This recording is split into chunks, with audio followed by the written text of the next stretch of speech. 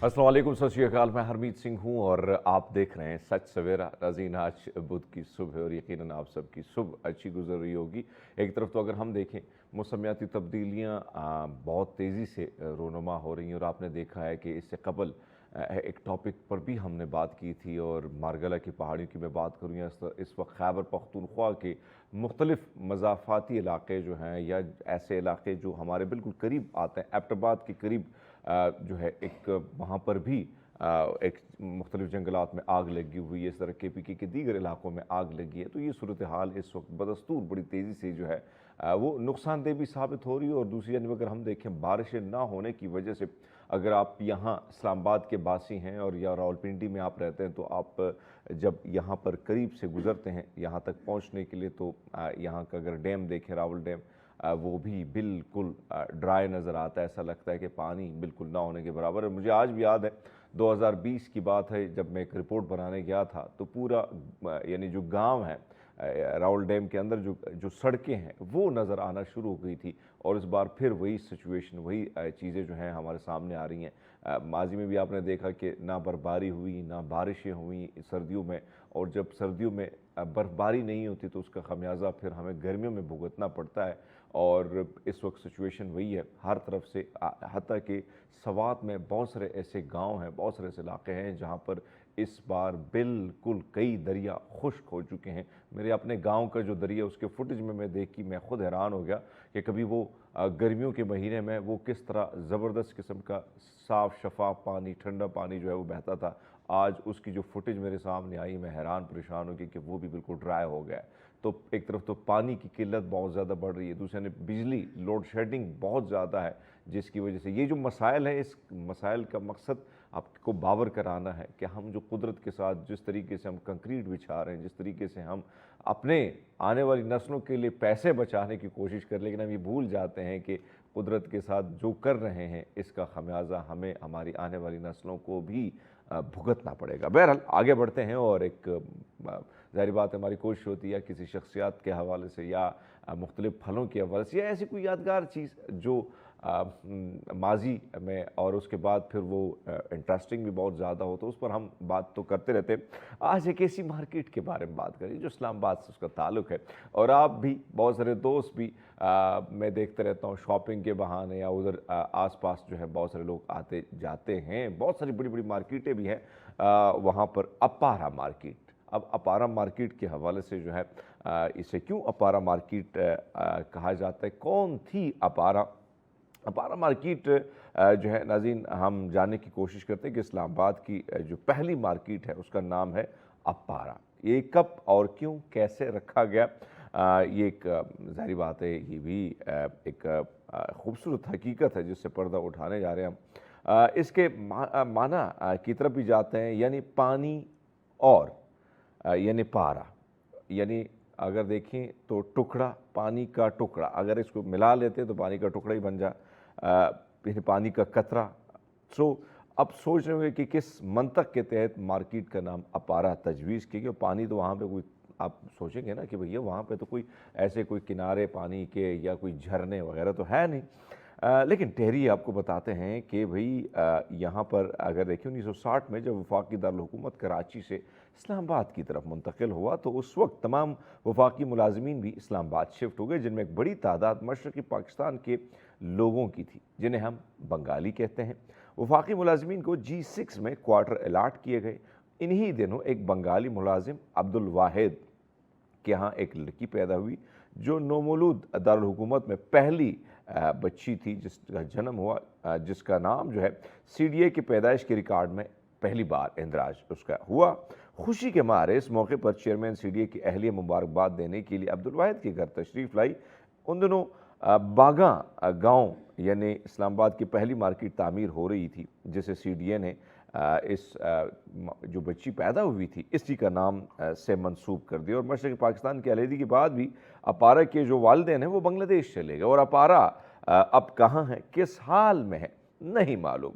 हाँ, अलबत्ता इस्लामाबाद की G6 में मौजूद अपारा मार्केट जो है ضرور उनको उनकी याद भी दिलाती है और मार्केट्स का नाम आज भी उसी तरह बहाल है। बहरहाल आगे बढ़ते हैं और आपके सामने रख लेते हैं सच सवेरा डेली डोज की कुछ मज़े की स्टोरीज़। वाशिंगटन की तरफ जाते हैं। अमेरिकी रियासत वाशिंगटन में एक ट्रक के उलटने के बाद क्या हुआ, तकरीबन 250 मिलियन शहद की मक्खियाँ आज़ाद हो गई है और वाक़े के बाद हुकाम ने शहरियों को मुतासर इलाकों से दूर रहने की हिदायत दी। भाई मक्खी जब काटती है ना तो पूरा का पूरा वो गुब्बारे ही बन जाते हैं। तो उन्होंने कहा भैया पहले आप सारे फुलें, इससे पहले कि आप फुलें सारे के सारे, किसी का चेहरा, किसी की आँख, किसी के गाल, तो आप भाई एक साइड लाइन पे हो जाएं। गैर मुल्की मीडिया ये लिखती है कि हादसा कनाडा की सरहद के करीब आया, जहां ट्रक में तकरीबन 31 किलोग्राम वजनी शहद की मक्खियों के छत्ते मौजूद थे, जिनको लेके जाया जा रहा था। अचानक ट्रक उलट गया। ज़ाहिर बात है इनका जब ये अटैक करती हैं तो फिर बड़ा बुरी तरह अटैक करती हैं। वैसे मैं सह चुका हूँ जब एक छत्ते की तरफ गांव में मैं बड़ा दरख्त के और उसके बाद जो उन्होंने हमला किया मुझे आज भी याद है, तो इसलिए मुझे ना वो दर्द जो है, हंसी के साथ वो दर्द भी आप महसूस करेंगे। ड्राइविंग के दौरान फ़ोन का इस्तेमाल ख़तरनाक हो सकता है। ये तो हमेशा मैं बहुत सारे दोस्त हमारे फ़ोन इस्तेमाल करते हैं और कभी कभी बड़ा एक्सीडेंट भी हो जाते हैं। इस्लामाबाद में आपने देखा कि हर जगह पे बंदा जाएगा रोड पे भी, लेकिन वहाँ पे भी वो बिज़ी होगा मोबाइल गेम खेलने में। सो इस वक्त जो यानी अगर आप देखें ड्राइवर बेशक आप सड़क की तरफ देखें, आगे देखें, लेकिन अगर आप बिज़ी हैं तो यकीन कुछ बहुत बड़ा एक्सीडेंट हो सकता है। आपके सामने एक ऐसे स्टोरी लेके आए हैं, उसमें ये कि एक 4 मौके जहां ड्राइविंग के दौरान फ़ोन इस्तेमाल की इजाज़त हो सकती है।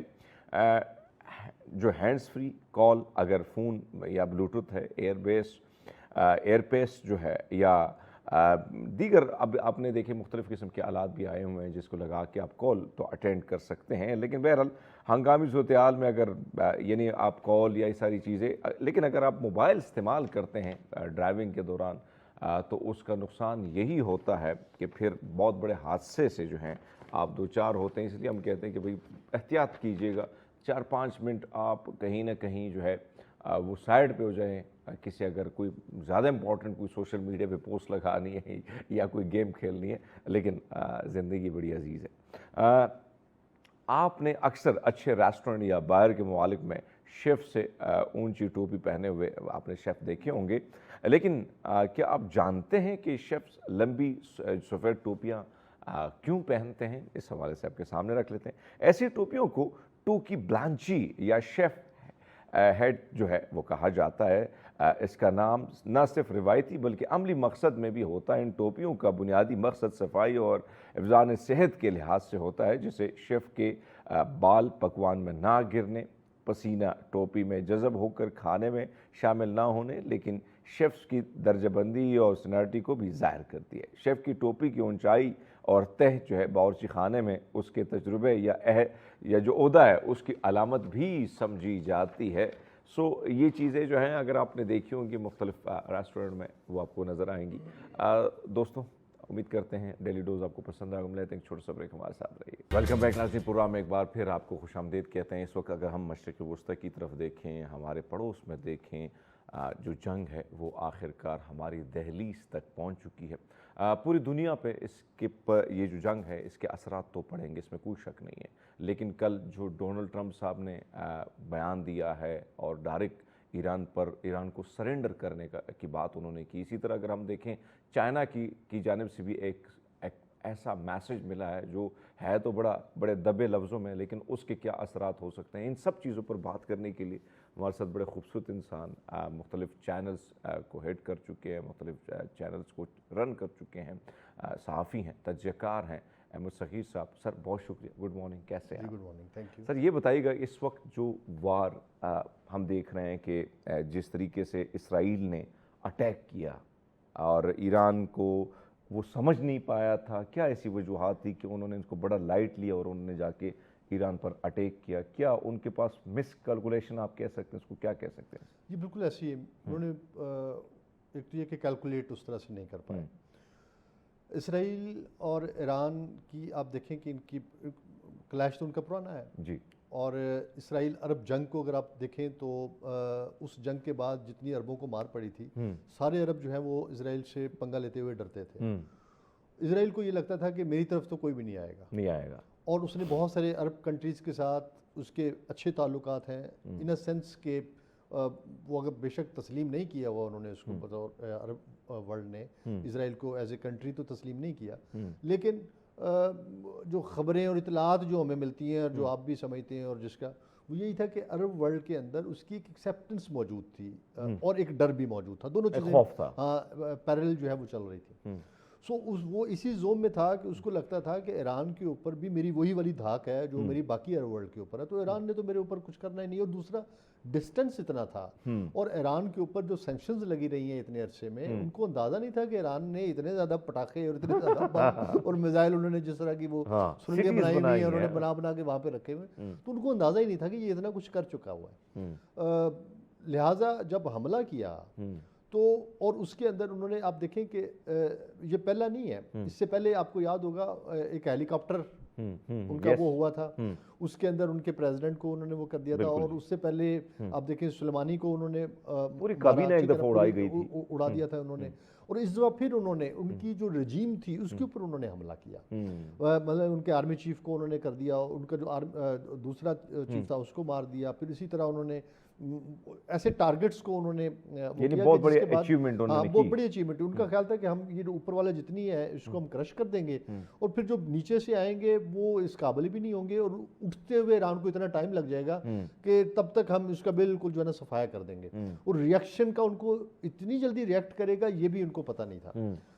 اب یہ کیلکولیشن تھی جو اسرائیل اپنے طور پہ کر کے بیٹھا ہوا تھا. اور جس کے بعد یہ ہوا, دوسری طرف کیا ہوتا ہے کہ ایران جو ہے ایک تو یہ کہ فورن وہ ریٹیلیٹ کرتا ہے, ریئیکٹ کرتا ہے, اور وہ ریئیکشن بھی بہت سٹرونگ دیتا ہے, بہت سٹرونگ. اچھا پھر وہ اس کے گھر پہنچ جاتا ہے. دنیا اور تجزیہ نگار جو آپ دیکھیں کہ جب اسرائیل نے حملہ کیا تو پوری دنیا کیا کہہ رہی تھی, وہ جی ایران جو ہے یہ ہمیشہ جو ہے وہ پراکسیز کے ذریعے لڑتا آیا ہے, ایران کبھی بھی اپنے گھر میں جنگ کو نہیں لے کے آئے گا اور یہ نہیں کرے گا اور وہ نہیں کرے گا. لیکن ایسا نہیں ہوا, وہ سارے تجزیے وہ سارے انالیسس فیل ہوئے, اور ایران نے کہا کہ ہم جواب دیں گے اور تگڑا جواب دیں گے, اور انہوں نے تگڑا جواب دیا. اب دیکھیں ان کا آئرن ڈوم اڑا کے رکھ دیا انہوں نے, تباہ کر دیا. بھائی ایک کیپیسٹی ہے نا اس کی, اب کتنے ایک میزائلوں کو آئرن ڈوم جو ہے وہ انٹرسیپٹ کرے گا اور ان کو جو ہے وہ ہوا میں ان کو جو ہے وہ اڑا دے گا. آخر الٹیمیٹلی اگر آپ 100 200 300 میزائل پھینکیں گے تو ان میں سے کچھ نہ کچھ تو جا کے ٹارگٹ پہ لگیں گے. ایسا نہیں کہ وہ کام نہیں کیا, آئرن ڈوم نے کام کیا ہے, کافی سارے اس نے انٹرسیپٹ کیے ہیں اور ان کو فضا میں اس نے جو ہے ان میزائلوں کو ختم کیا. اگر وہ سارے گر جاتے تو پھر تو ابھی اسرائیل ہمیں نظر ہی نہ آ رہا ہوتا. بالکل بالکل نظر نہیں آتا. سر اس میں اگر آپ دیکھیں جو آپ نے فرمایا کہ ایران کو بالکل کمزور لیا گیا, اب اس کے بعد اگر ہم دیکھیں اس وقت جو کچھ ایران, یعنی آپ نے آئرن ڈوم یا تھارڈ سسٹم یا سلنگ میرے خیال میں یا اس قسم کی 3-4 اور سسٹم ہیں, ان سب کو بھی اگر ہم دیکھیں 10 پاور سے وہ نکل کے آگے جاتا ہے, تو آپ کو نہیں لگتا کہ ایران نے اتنا زیادہ کام کی, اتنی محنت کی ان کے سائنسدانوں نے, ان کے جتنے بھی سائنٹسٹ تھے انہوں نے اس سینکشنز کے اندر, تو یہ سینکشنز کے اندر اتنی مضبوطی سے کھڑا ہونا, اگر تھوڑی بہت ریلیکسیشن مل جائے تو آپ ایران کو کہاں دیکھتے سر؟ اگر ایران کو آزادی ہوتی, فریڈم ہوتی اور فریلی کام کر رہا ہوتا تو آج ایران واقعی دنیا کی سپر پاور میں سے ایک ہوتا. ایران نے بہت پہلے جو ہے وہ دھماکے کر دینے تھے, ایران نے بہت پہلے جو ہے یہ سارا کچھ بنا لینا تھا. اور ایران آپ دیکھیں نا مسلمانوں کا ذرا آپ وہ دیکھیں کہ اسلام اور مسلمانوں کے ہاں علم کہاں سے نکلا. علم یا بغداد میں تھا یا ان کے پاس تھا, اور انہوں نے یہ صاحب علم لوگ تھے. جب ایران فتح ہوا ہے حضرت عمر کے دور میں, تو اس وقت ایران کو فتح کرنا آسان کام نہیں تھا. ایرانی ان کی ایک اپنی ہسٹری ہے, تاریخ ہے, اور یہ بڑی پرانی تاریخ ہے. سو اسی تاریخ کی بنا پہ ورلڈ ان کو بطور سپر پاور, یہ اپنے وقت کے ہمیشہ ہی سپر پاور رہے ہیں, پہلے بھی سپر پاور تھے. اور ایران کے سرماؤں کو گرانے کے لیے بڑی تردد کیا کرتے تھے لوگ جو ہے, اور ان کو انہوں نے پہلے تو یہ تھا کہ یہ ریجن پہ ہمیشہ پھیلا کرتے تھے, اور یہ ریجنز پہ جا کے جو ہے یہ قبضے کرتے تھے, اور ان کی گورنمنٹس ہوا کرتی تھی ایرانیوں کی. ہاں ایران کا ایک اپنا ایک تاریخ ہے, اپنی ایک روایات ہیں ان کی جو ہے ہسٹوریکل, اور انہوں نے ایک جنگی ان کی ایک تاریخ ہے جس تاریخ میں انہوں نے فتوحات حاصل کی ہیں دنیا کے اندر. سو ایران کو یہ تو ان کو پتہ تھا کہ ایران کے اوپر قبضہ نہیں کر سکتے ہم. قبضہ تو آپ افغانستان پہ نہیں کر سکے, قبضہ تو آپ کیوبا پہ نہیں کر سکے, ویتنام پہ نہیں کر سکتے. مطلب ویتنام اتنا سا ملک تھا, مار مار کے باندر بنا دیا تھا انہوں نے. لیکن پھر ویتنام ہو چی من اٹھے اور کس طرح سے انہوں نے امریکیوں کو چن چن کے ان کو گریلا وارفیئر شروع ہی ویتنام سے شروع ہوئی تھی. انہوں نے کہا کہ ہم سے ڈائریکٹ نہیں لڑ سکتے, ہم سے چھپ کے لڑیں گے. تو اور ہائبرڈ طریقے بھی وہیں سے نکلے ہیں اور اس کی انوینشنز بھی وہیں سے ہوئی ہیں اور اس کے سارے جو جدت آئی ہے وارفیئر کے اندر یہ وہیں سے نکلی ہے. لہٰذا آپ ویتنام کو نہیں کر سکتے تو ایران تو ایک بڑی پاور ہے نا. ایران تک کیسے آپ ایران کو ختم تو کر سکتے ہیں, اگر ایک بھی ایرانی بچ گیا وہ پلٹ کے حملہ کرے گا آپ کے اوپر. لہٰذا اور وہ ویسے ہی ہوا. ایران نے اگر ان کو ٹائم مل جاتا یا ان کے اوپر پابندیاں نہ ہوتی تو ایران نے تو میں بتاؤں اس کا میزائل جو ہے وہ امریکہ تک بھی پہنچنا تھا اور وہ واشنگٹن کو بھی اس نے جو ہے وہ ایڈریس کرنا تھا ساتھ میں اگر اسرائیل کو. اچھا سر ایک اور چیز, یعنی جنگ شروع ہوئی اور جس طرح ایران نے جواب دیا اور مسلسل کل رات کو انہوں نے دوبارہ پھر جو اٹیکس کیے ہوئے ہیں. حالانکہ پرسوں ہم نے دیکھا اسرائیل میں صحافیوں کو گرفتار کیا گیا, صحافیوں کو پکڑا گیا, جن لوگوں نے ویڈیوز بنائی تھی دھماکے ان پر بھی چھاپے ڈالے گئے اور ان کو بھی روکا گیا. ایک طرف تو یہ تمام تر چیزیں ہو رہی ہیں لیکن سوشل میڈیا کا دور ہے, کہیں نہ کہیں چیزیں آ جاتی ہیں.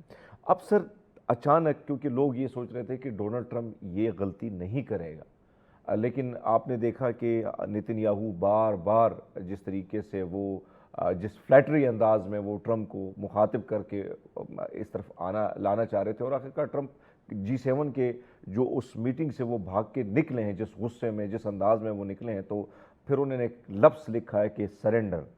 تو آپ کو نہیں لگتا کہ یہ معاملہ اگر امریکہ ادھر ویسے تو ہے اس میں کوئی شک نہیں, لیکن اگر وہ آتی ہے تو, اور دوسری طرف مغرب کو اگر ہم دیکھیں, مغرب ویسے بھی تھکا ہوا ہے لڑائیوں سے کیونکہ یوکرین سے کوئی حاصل نہ ہوا ان کو, آلریڈی UK میں معاشی صورتحال تباہ ہے, فرانس میں تباہ ہے, تو آپ مغربی دنیا کو کہاں دیکھتے ہیں؟ دیکھیں مغربی دنیا آپ کی بات بجا ہے کہ مغرب جو ہے وہ اپنے مسائل میں پھنسا ہوا ہے. یورپی یونین کے ایشوز اور UK کے ایشو, اور پھر UK کا ودن UK جو کنگڈم ہے اس کے اور جو اس کی جو باقی ریاستیں ہیں ان کے ساتھ جو اس کے معاملات ہیں وہ اٹ سیلف ایک بہت بڑا کویشچن مارک ہے. سو یہ بات تو درست ہے کہ مغرب جو ہے وہ یوکرائن کی سپورٹ کر رہا ہے, لیکن اس کے باوجود جو ہے ان کی گیس ان تک نہیں پہنچ رہی. ریزن بینگ کہ روس جو وہ لے دے گیا ہے ان کو وہاں پہ. امریکہ اس طرح سے کھل کے سپورٹ نہیں کر پا رہا, نہیں کر رہا. ان کو لگتا تھا کہ امریکہ آئے گا ہماری سپورٹ کرے گا اور آ کے یوکرائن کے اندر جو ہے ان کو بچائے گا. یورپ کا بہت بڑا انٹرسٹ ہے یوکرائن کے اندر اور وہ یوکرائن کو پوری سپورٹ کر رہے ہیں اور کھل کے کر رہے ہیں. وہ کہتے ہیں کہ ہم یوکرائن کے ساتھ ہیں, لیکن اس کے باوجود جو ہے وہ روس کو وہ والا مزہ نہیں چکھا پا رہے جو کہ یہ چاہتے تھے کسی طرح سے اس کو. پھر دوسری طرف آپ دیکھیں کہ امریکہ کی طرف سے جو وعدے اور جو دعوے کیے گئے تھے وہ دعوے اور وعدے بھی پورے نہیں ہوئے یورپ کے حوالے سے. لہٰذا یورپین کے اندر ایک ناراضگی بھی ہے امریکہ کے حوالے سے اور امریکہ کو لے کر کے. اب دیکھیں پہلے ایک چیز کو سمجھیں, یہ جو دنیا کھڑی ہے نا جی, یہ اس کا ایک بہت بڑا حصہ جو ہے وہ وار اکانومی کے اوپر بیس کرتا ہے. جو دنیا کی سمال گنز اور جو بگ گنز ہیں جو کہ ملٹی نیشنل کمپنیز ہیں, ان میں سے بڑی بگ گنز جو ہیں ان کا معاش کا اور سارا معاملہ جو ہے وہ چلتا ہے وار فیئر کے اوپر, وار ٹیکنالوجی کے اوپر. وہ بیچتی ہیں. اب دیکھیں نا ایران نے اسی لیے IAI جو ہے اس کو رافائل کی اس کو فیکٹری کو اس نے نشانہ بنایا ہے اس کے اندر اور اس کو اس نے اڑایا ہے. پھر اسی طرح جو ہے یہ وہی کمپنی ہے جس نے ان کو جو ہے وہ ڈرونز بھی دیے ہیں, انڈیا کو بھی ڈرونز دیے تھے اور باقی اس کو بھی اسرائیل کے اوپر بھی جو ڈرونز مار رہی تھی یہ انہی کے بنائے ہوئے وہ ہیں, انہی کے بنائے ہوئے جو ہے وہ میزائلس ہیں اور انہی کے بنایا ہوا جو آئرن ڈوم بھی اس کے اندر بھی پڑا ان کا. ٹھیک ہے, تو یہ جو وار انڈسٹری ہے یہ بیس کرتی ہے اس چیز کے اوپر کہ دنیا کے اندر بڑے بڑے کانفلکٹ پیدا کیے جائیں اور یہ ہمیشہ سے ایسے ہی کرتے ہیں. اور پھر اس کانفلکٹ کے بعد یہ کرتے ہیں کہ جو گروپس ہوتے ہیں یا کنٹریز ہوتے ہیں جو اس وار کے اندر انوالو ہوتے ہیں ان کو پھر یہ اسلحہ بیچتے ہیں. یعنی آپ نے جو یہ پوائنٹ ریز کیا ہے, میں سر اس پہ کویشچن اور بھی آپ کے سامنے رکھ لیتا ہوں. سوال جو ہے اب میں دیکھ رہا تھا کیونکہ اس سے پہلے جو جنگیں اس سے پہلے ہماری گفتگو بھی اس پہ چل رہی تھی کہ چاہے لیبیا ہو, عراق ہو, کہیں نہ کہیں بہانہ ڈھونڈا گیا. اب آلریڈی وہ خبر میں نے ٹویٹ بھی کی ہے، جو ایٹمی توانائی کی جو ڈائریکٹر ہیں اس نے کہا کہ ایسے کوئی ایویڈنس ملے نہیں ہے کہ جو ایران ہے وہ ایٹم کی طرف جا رہا ہے، ایٹم بم بنانے کی طرف جا رہا ہے، یا اس قسم کی چیزیں جا رہی ہیں، کوئی ایسے چیزیں سامنے آ رہی ہیں. وہ کہتے ہیں کوئی ایویڈنس ہے نہیں اس چیز کے. پھر یہاں پہ کودنے کا مقصد، آپ کی بات درست ہے کہ اسلحہ جو ہے وہی جنگ ہے، اور اسلحہ بیچنا ہے، بارود بیچنا ہے، اور بارود یعنی خون بہانا ہے اور ڈالر کمانے ہیں. یہ اسی کی جنگ ہے. حمید ایک چیز دیکھیں، ہم دکان بناتے ہیں نا تو ہم شو کیس ہوتا ہے، اس شو کیس میں ہم چیزیں لگاتے ہیں اور ہم بتاتے ہیں کہ ہمارے پاس بیچنے کے لیے یہ ہے. اچھا، لوگ آپ سے ڈیمو مانگیں گے. ہم فون خریدنے جاتے ہیں تو ہم کہتے ہیں یار ذرا چیک کر کے بتا دو بھائی یہ چلتا بھی ہے کہ نہیں چلتا. اچھا، اسلحہ اس وقت بیچا جاتا ہے جب اسلحہ چلے گا. یس. ہوا کیا؟ ہوا یہ کہ یہ جو وار گیم ہوئی ہے پچھلے 2 مہینوں کے اندر، اور بڑی 2 جنگیں ہوئی ہیں جس میں انڈیا ہم پہ چڑھ دوڑا. ٹھیک ہے. اور ہم نے پھر پلٹ کے جب جواب دیا تو انڈیا کی جو ہے وہ بولتی بند ہوگی. اب دیکھیں کہ انڈیا کے اندر کس کا اسلحہ استعمال ہوا؟ اسرائیل کا اسلحہ استعمال ہوا اور فرانس کا اسلحہ استعمال ہوا. اچھا، فرانس کے رافیل جو ہے وہ گرے اور اسرائیلی جتنے بھی ڈرونز ہیں وہ ہم نے مار دی. بالکل مار دی. اور اسرائیل نے جو بھی بھیجا تھرو ان کے انڈیا کے ذریعے ہم تک پہنچا، ہم نے اس کو سارے جو ہے وہ اس کو ملیا میٹ کر دیا. اچھا، اب یہ ایک بہت بڑی سبکی تھی ان کے اس اسلحے کے لیے جو کہ اسلحہ یہاں پہ چیک ہو کے ٹیسٹ ہو کے لیبارٹری میں ٹیسٹ ہو رہا تھا. یہ لیبارٹری انہوں نے سمجھاؤ نا، ہم تو تھرڈ ورلڈ کنٹری لیبارٹریز ہے نا، انہوں نے وائرس بھی ہم پہ ٹیسٹ کرنے ہوتے ہیں، بندوقیں بھی ہم پہ ٹیسٹ کرنی ہوتی ہیں، گولیاں بھی ہم پہ ٹیسٹ کرنی ہوتی ہیں، اور جتنا بارود ہم پہ گرا کے دنیا کو بتاتا ہے ہاں کہ یہ دیکھیں یہ اس کے یہ اتنے ریزلٹس ہیں، اور بڑے ایکوریٹ جو ہے نا ایکوریسی اس کے اندر بہت زیادہ ہے. اچھا، اب ہوا کیا؟ ہوا یہ کہ اسرائیل یہاں پہ ایکسپوز ہو گیا. ٹھیک ہے. رافائل آپ دیکھیں رافائل کے جو ہے اس کے کتنے شیئر نیچے گئے، اور اس کے مقابلے میں جو چائنیز کمپنیز تھیں اور جو J7 بنانے والی کمپنی تھی اس کی شیئرز آپ دیکھیں کہاں گئے. تو یہ دیکھیں ایک طرف مطلب کہ اس کا مطلب ہے شیئر اوپر جانے کا مطلب ہے کہ لوگوں کا ٹرسٹ بڑھا ہے. اچھا، آرڈرز آپ کو بھی مل رہے ہیں، آرڈرز چائنا کو بھی ملنے شروع ہو گئے، ان کا جناب ہمیں بھی دیں. ٹھیک. اچھا، اب دوسری طرف اب یہ بہت بڑا وہ تھا سبکی تھی، اور ان کمپنیز کے لیے ایک کوسچن مارک شروع ہو گیا تھا، جو کمپنیز جو ہیں جنہوں نے اپنا اسلحہ بیچنا تھا. اب اسرائیل آ گیا، انہوں نے پھر دیکھا کمزور سا ملک، ان کا ایران ایک کمزور سا ملک ہے، پہلے جیسے ہمیں کمزور ملک سمجھ رہا تھا، انہوں نے کہا یعنی جس طرح انڈیا ہمیں کمزور سمجھ رہا تھا ایران کو، وہ کمزور ان کی کمزوری لیٹ ہوئی. بہرحال گفتگو کا سلسلہ جاری. ناظرین بڑی انٹرسٹنگ گفتگو چل رہی ہے. ہم لیتے ہیں چھوٹے سے بریک، ہمارے ساتھ رہیے. کم بیک ناظرین پروگرام میں ایک بار پھر آپ کو خوش آمدید کہتے ہیں. احمد صغیر صاحب سینئر تجزیہ کار ہمارے ساتھ ہیں. گفتگو کا سلسلہ جاری ہے. سر، جو بات ہم کر رہے تھے، میں نے جس طرح آپ کے سامنے ایک چیز رکھی کہ بھائی ان ساری چیزوں کے حوالے سے جو رپورٹس جا رہی ہیں وہ ساری کہیں نہ کہیں نیگیٹیو ہے، پازیٹیو نہیں ہے. یعنی نیگیٹیو مینس کہ اسرائیل کے حوالے سے نیگیٹیو ہے تو ایران کے حوالے سے پازیٹیو جا رہی ہیں کہ بھئی ایسی کچھ چیز نہیں ہے جس کے حوالے سے. لیکن آپ نے اس چیز کو بڑی زبردست طریقے سے آپ نے جو رکھا مدعا کہ بھئی یہ مدعا اصل یہ ہے. کل بھی ایک بہت بڑی بیٹھک ہوئی جس کے بعد میں نے آپ کو بھی بتایا کہ بھئی ڈونلڈ ٹرمپ جس طریقے سے گئے اور جہاز کے دروازے پہ انہوں نے ایک بات بھی کی اور جو اس وقت چل بھی رہی ہے، تو انہوں نے کہا کہ ایران کی وجہ سے پوری دنیا میں جو ہے بدامنی ہے. سر، واقعی کیا ایسا ہی ہے؟ مجھے بتائیں، یہ ایران تھا جس نے لیبیا پہ حملہ کیا، یہ ایران تھا جس نے ویتنام کے ساتھ جو ہے لڑائی لڑی، یہ ایران تھا جس نے کیوبا کے اوپر حملہ کیا، یہ ایران تھا جس نے شام کے اوپر وہ معاملات خراب کیے تھے، یہ ایران تھا جس نے جو ہے وہ تیونس کے ساتھ مل کے یا تیونس کے اندر جو ہے وہ کھڑی کر کے اور تیونس کے لوگوں کے اوپر جس نے وہ کیا، بن علی جب وہاں پہ تھے. یہ ایران تھا جس نے ایجپٹ کے اندر حالات خراب کیے. یہ ایران تھا جس نے جو ہے وہ عراق کے اندر حالات خراب کیے اور ایران کے اوپر آگے وہ کیا. یہ ایران تھا جس نے افغانستان کے اوپر حملہ کیا. یہ ایران تھا جس نے پاکستان کے اوپر حملہ کیا. یہ ایران تھا جس نے 21 ان ملکوں کے اوپر حملے کیے جن ملکوں کی لسٹ جو ہے وہ ماسکو کے اندر چائنیز ایمبیسی نے جاری کی ہے. یہ ایران تو نہیں تھا نا، یہ تو امریکہ تھا. یہ امریکہ تھا جس نے پاکستان کے اوپر آ کے میزائل بھی اس نے مارے ہوئے ہیں، جس نے جو ہے وہ ایران کے اوپر اور افغانستان کے اوپر جس نے میزائل مارے ہوئے ہیں. یہ امریکہ ہی تھا جس کی وجہ سے کولڈ وار چلی ہے، جس کی وجہ سے سر جنگ چلی ہے، جس کی وجہ سے جو ہے وہ پوری دنیا کا بٹا بیٹھا ہے. یہ ایران تھا جس نے جاپان کے ہیروشیما اور ناگاساکی کے اوپر جا کے ایٹم بم گرا دیے تھے؟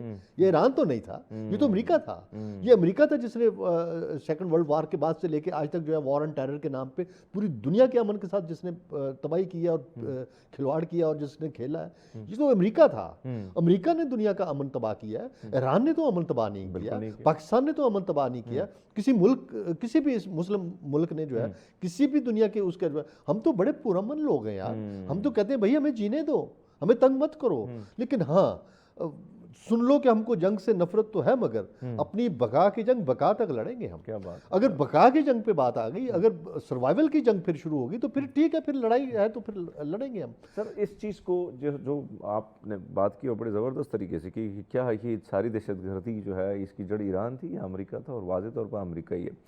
اب سر یہ بیان آتا ہے اور ٹرمپ کا بیان آتا ہے اور اچانک ایک اور بیان داغا جاتا ہے اور بڑے سافٹلی، بڑے دھیمے انداز میں کہ اب دنیا کا تمہاری کوئی فکر نہیں ہے، وہ چل سکتی ہے دنیا. چائنا نے کہہ دیا. یہ کتنا بڑا میسج تھا. اور انہوں نے کہا ہے کہ اگر تم نے اگر تم باز نہ آئے تو پھر تاریخ تمہیں سبق سکھائے گی. اچھا یہ بات دیکھیں، lesson, the history will give you a lesson. تو ہسٹری کون ہے؟ ہسٹری ملک بناتے ہیں نا، قومیں بناتی ہیں، ریجنز بناتے ہیں. اور ہسٹری بنانے والے لوگ جو ہیں وہ بتا رہے ہیں کہ ہم ہسٹری بنا رہے ہیں. ہم نے بھی ہسٹری بنائی، پاکستان نے بھی ہسٹری بنائی ہے، ایران بھی آج ہسٹری بنا رہا ہے، اور چائنا ہسٹری بنا چکا ہوا ہے. چائنا نے انٹرنلی جب چائنا کا انقلاب آیا تھا تو وہ ایک ہسٹری تھی بہت بڑی. اور اس کے بعد وہ جس طرح سے اٹھے ہیں اور جس طرح سے دنیا کا لوہا بنے ہیں اور جس طرح سے ٹیکنالوجی اور اسپیس کے اندر اور باقی جگہوں پہ پہنچے ہیں، یہ ہسٹری ہے. انہوں نے تاریخ بنائی ہے انہوں نے. سو وہ لوگ جو تاریخ بنا چکے ہیں اگر یہ مل گئے تو یقین کرے وہ مل کے ان کو سبق سکھائیں گے اور اس کو بتا دیں گے امریکہ کو کہ کس بھاؤ بکتی ہے. دیکھیں امریکہ آلریڈی اپنے بہت سارے مسائل کے اندر پھنسا ہوا ہے. آپ پہلی دفعہ ایسا ہوا کہ امریکہ جیسے ملک کے اندر یہ جو ابھی چل رہا ہے یہ آج تک اس سے پہلے کبھی نہیں ہوا تھا. آپ دیکھیں کہ امریکہ کے اندر پچھلے ٹرمپ کے الیکشن کے میں جب کس طرح سے لوگ جو ہیں وہ وائٹ ہاؤس پہ چڑھ دوڑے تھے، کس طرح سے جو ہے وہ وہاں پہ امریکن ملک کے اندر آج لوگ وہ سارے کے سارے انڈسٹریلسٹ ہیں، سارے کیپٹلسٹ ہیں. اور وہ کیپٹلسٹ جو ہے وہ سارا پروفٹ سوچ رہا ہوتا ہے نا، منافع سوچ رہا ہوتا ہے. کیا یہ ایلن مسک کیا ہے؟ یہ سب پیسے کی گیم ہے نا. اور یہ مل کے یہ اوپر اجارہ انہوں نے کی ہوئی ہے، منوپلی کی ہوئی ہے. آپ دیکھیں کہ یہ جب ایران چائنا کے ساتھ یہ جو انہوں نے ٹریڈ وار شروع کی تھی، اس ٹریڈ وار کا الٹیمیٹلی بینیفیشری وہاں کا بزنس مین ہے. چونکہ شیئر گرے، اس گرے ہوئے شیئر خریدے گئے، پھر دوبارہ جب معاملہ ٹھیک ہوئے تو راتوں رات شیئر اوپر چل گئے، پھر اس کو دوبارہ بیچ رہے ہیں. کم قیمت خرید کے زیادہ قیمت پہ بیچنے والے امریکنز ہی ہیں. یہ وہ بزنس مین ہیں جو سارے کے سارے ٹرمپ کے ساتھ کھڑے ہیں، اور ٹرمپ بھی ان میں سے فائدہ اٹھا رہا ہے. یہ خود بھی ایک بزنس مین ہے. سو بزنس کمیونٹی جو ہے وہ فیصلے کر رہی ہے امریکہ کے اندر، اور جس کو وہاں کے لوگ ریجیکٹ کر رہے ہیں، وہ اس کو رد کر رہے ہیں. وہ کہتے ہیں کہ ہمارے لیے جو ہے یہ ایکسیپٹیبل نہیں ہے. سو اب دیکھیں کہ پہلی دفعہ یہ ہوا کہ امریکہ کے جیسے ملک کے اندر جو ہے وہ کمیونسٹ فورسز اور سوشلسٹ فورسز جو ہیں، وہ والی فورسز جو کہ کیپٹلسٹ سوسائٹی کے خلاف ہیں، وہ باہر نکلی ہیں، وہ کر رہی. آپ دیکھیں کہ ابھی اس وقت جو ہے ایک سینیٹر نے وہاں پہ ٹرمپ کے خلاف اور ٹرمپ کی پاورز کو لے کر کے جو ہے اس نے ایک وہاں پہ بل جمع کرا دیا ہے. اور اس نے کہا ہے کہ جی یہ ایسے نہیں ہوگا کہ آپ سنگل ہینڈڈلی جو ہے آپ فیصلہ کریں گے اور ایران کے اوپر یا کسی بھی ملک پہ حملہ کر دیں گے. آپ کو پہلے کانگریس سے منظوری لینی پڑے گی. تو اگر یہ منظور ہو جاتا ہے اور یہ سارا کچھ ہو جاتا ہے تو مجھے بتائیں اس کے پاس پاورز کیا رہ گئی؟ ٹرمپ صرف بڑھ کے ہی مار سکتا ہے. سر یہ بھڑکے کی بات آپ نے کی ہے، بھڑکے کی اگر ہم دیکھیں ساری سچویشن میں اس سے پہلے، یعنی آپ کو نہیں لگتا کہ کہیں نہ کہیں ایک نظام، یہ سب ہم مانتے ہیں، ہمارا عقیدہ ہے کہ بھئی سارا نظام جو ہے نا انسان کی ایک الگ سوچ، سپر پاور ایک ربی ہے. اب اگر ہم دیکھیں جو صورتحال وہاں پہ ٹرمپ جیسے آیا اور جس طریقے سے بھڑکے ماری، یہ سکھا دوں گا، وہ کر دوں گا، چائنا بند کرو، ٹریڈ تباہ کرو، میں یہ کر دوں گا. آپ کو نہیں لگ رہا کہ اب اس کی صرف بھڑکے رہ گئی ہیں؟ اور کل پرسوں نیو یارک ٹائم نے جو آرٹیکل لکھا ہے اس پہ وہ کہتے ہیں کہ یہ ایک وہ شیطانی سے گڈیا نہیں ہوتی، اس کی مثال دی ہے اس کے ساتھ، یہ ایسی تشبیہ دی ہے. دیکھیں یہ وار مانگرز ہیں. آپ دیکھیں ٹرمپ بھی اسی طرح کا ہے، نیتن یاہو بھی اسی طرح کا ہے، مودی بھی اسی طرح کا ہے. مصیبت یہ ہے کہ دنیا کے اوپر آ کے اس طرح کے ایک مائنڈ سیٹ آ کے بیٹھ کے ایک چیز. اور دوسری، اگر یہ جتنی پلاننگ تھی ان کے حساب سے چلتی رہتی تو آج ان کو فائدہ ہوتا. ان کو یہ لگ رہا تھا کہ یہ اگر اسرائیل اس پہ حملہ کرے گا اور پلٹ کے اگر یہ امریکہ کی جو بیسس کے اوپر جو ہے وہ میزائل اٹیک کرتا ہے ایران، تو یا آبنائے ہرمز کو وہ بند کر دیتا ہے، اس سے آئل کی پرائسز اوپر چلی جائیں گی، آئل کی پرائسز اوپر جائیں گی تو ڈالر اوپر چلا جائے گا، ڈالر اوپر جاتا تو الٹیمیٹلی اکانومی کس کی بہتر ہوگی؟ امریکہ کی بہتر ہو جائے گی۔ سو ان کی پلاننگز کچھ اس طرح کی تھی۔ اور دوسری یہ تھی کہ رجیم چینج ایران کے اندر، رجیم چینج کے لیے انہوں نے کراؤن پرنس کو تیار کیا ہوا تھا، ٹھیک ہے، پہلوی صاحب کے بیٹے کو، پہلوی کو جو ہے، اور اس کو لے کے اگر آ جاتے تو جس طرح کا سیریا کے اندر جس طرح ان کو سپورٹ مل رہی ہے، ان کو ایران کے اندر بھی سپورٹ ملتی۔ اور ایران اور افغانستان یہ ایک ایسی پٹی ہے جس کو اگر وہ کاٹ دیتے تو باقی ملک جو ہیں وہ کسی کام کے نہیں ہیں۔ روس اور چائنا کو جو ملانے والی جو ہے وہ جو بلاک بن رہا تھا، اور جو ہم ٹرین چلا رہے ہیں، یہ ٹرین یہیں کی یہیں رک جانی تھی۔ جو چائنا جو یہاں سے نکل رہا ہے، ون روڈ ون بیلٹ کا جو منصوبہ ہے اس کا دنیا تک پہنچنے کا اور یورپ تک پہنچنے کا تھرو یہ سارے کا سارا ختم ہو جانا تھا۔ سو انہوں نے اپنی پلان کی، لیکن وہ اولی بات ہے ایک پلان میرا رب بھی کرتا ہے، وہ ہے نا حدیث قدسی ہے کہ ایک تیری خواہش ہے اور ایک میری خواہش ہے، اور ہوگا وہی جو میری خواہش ہے، اور میں تجھے کھپا دوں گا اس میں جو تیری خواہش ہے۔ سو ان کی اپنی خواہش میں کھپا دیا ہے میرے اللہ نے، اور یہ گھوم گئے، ان کو سمجھ نہیں آ رہی کہ اب ہم نکلیں کیسے اس سے۔ الٹیمیٹلی دیکھیں ان کو بھی فیس سیونگ چاہیے نا، ٹھیک ہے۔ اسرائیل بھی ایک اور چیز، اگر یعنی جو انہوں نے نقشہ بنایا تھا اور نقشہ ہمارے پاکستان تک ہے، میں نے جو ان کا نقشہ اسرائیل کا دیکھا وہ پاکستان بھی اس میں آتا ہے۔ اب یہ جنگ جو جس دہلیز پر پہنچ رہی ہے، اور آپ کو نہیں لگتا کہ قریب ہمارے آ گئی ہے؟ اسلامی برادر ملک ہے، ہمارا پڑوسی ملک ہے، اگر معذرت کے ساتھ ماضی میں بھی ہم نے کندھے دیے، افغانستان کو بھی دیا، اگر اس میں بھی کندھا اگر ہم کہیں نہ کہیں جھکائی دیں، اور صورتحال یہ امریکہ اس میں براہ راست آ ہی جاتا ہے تو ہے امریکہ، کیونکہ اسرائیل تو کچھ بھی نہیں ہے، اسرائیل تو ایک ناپاک وجود ہے اس کا۔ اس ساری سچویشن میں آپ کیا دیکھتے ہیں؟ چائنا کو کہاں دیکھتے ہیں؟ رشیا کو کہاں دیکھتے ہیں؟ ہمارا کیا رول ہونا چاہیے؟ کیا ہمیں کندھا جھکانا چاہیے جہاں جھکنے کی ہمیشہ؟ دیکھیں ہمیں حرمیت یہ بہت امپورٹنٹ کویسچن ہے، اور اس کا جواب جو ہمارے جو دفاعی تجزیہ کار ہیں یا جو دفاعی حلقے ہیں وہاں پہ بڑا سیریس اس کے اوپر سوچ بچار ہوا ہے۔ اب دیکھیں فرض کرتے ہیں، اللہ نہ کرے میرے منہ میں خاک، اگر اسرائیل کامیاب ہو جاتا ایران کی رجیم چینج کرنے میں اور وہ والے رزلٹس حاصل کرنے میں جو وہ سوچ کے آئے تھے، تو کیا ہوتا؟ وہاں پہ موساد ہوتی، اور موساد کا اور را کا ایک گٹھ جوڑ ہوتا، سی آئی اے کا گٹھ جوڑ ہوتا، اور یہ یہاں پہ بیٹھ کے بلوچستان کے اندر گیم ڈالتے، بلوچستان کو آپ سے الگ کرتے، بلوچستان الگ ہو جاتا، ٹھیک ہے نا، تو پھر کے پی کے اندر آتے۔ اور ہمارے ہاں تو اللہ کے حکم سے بڑے میر جعفر میر صادق بیٹھے ہوئے، غداران وطن کی لائن لگی ہوئی ہے، انہوں نے کہا جناب پیسے دیں اور ہمیں خرید، ٹھیک ہے نا۔ سو اب سچویشن کہاں پہنچ گئی؟ ایران سے یہ پاکستان کی طرف آنی تھی، اور پاکستان سے یہ کہاں پہنچنی تھی؟ یعنی اگر پاکستان کو آپ سے بلوچستان کو علیحدہ کر دیتے ہیں اور یہ کے پی کے تک چلے جاتے ہیں اور افغانستان کو بھی ساتھ ملا لیتے ہیں، تو مجھے بتائیے یہ کتنی بڑی گریٹر گیم تھی، اور اس گریٹر گیم کے اندر ہم کہاں سٹینڈ کرتے؟ لہٰذا ہمیں اس کھیل کے اندر یا اس وار گیم کے اندر چاہتے نہ چاہتے ہوئے ہمیں کودنا چاہیے۔ یہ ہمارے بقا کی جنگ ہے، یہ ہم تک پہنچنا چاہتے ہیں۔ دیکھیں افغانستان میں ہم نے جا کے کیوں جنگ لڑی تھی؟ روس کے خلاف، سوویت یونین کے خلاف، اس لیے لڑی تھی نا کہ افغانستان کے بعد اگلا جنگ نمبر ہمارا ہونا تھا، تو پھر ایران کے بعد بھی تو ہمارا ہی نمبر ہے نا بھئی۔ موساد کے وہاں سے بندے پکڑے جا رہے ہیں، را کے لوگ پکڑے جا رہے ہیں، سارے وہی پکڑے جا رہے ہیں، اور وہ جو را کے لوگ ہیں یہ کہاں سے کلبھوشن ہم نے پکڑا ہے، اور اس کے پاس کہاں کا ویزا تھا اور کہاں سے آیا تھا؟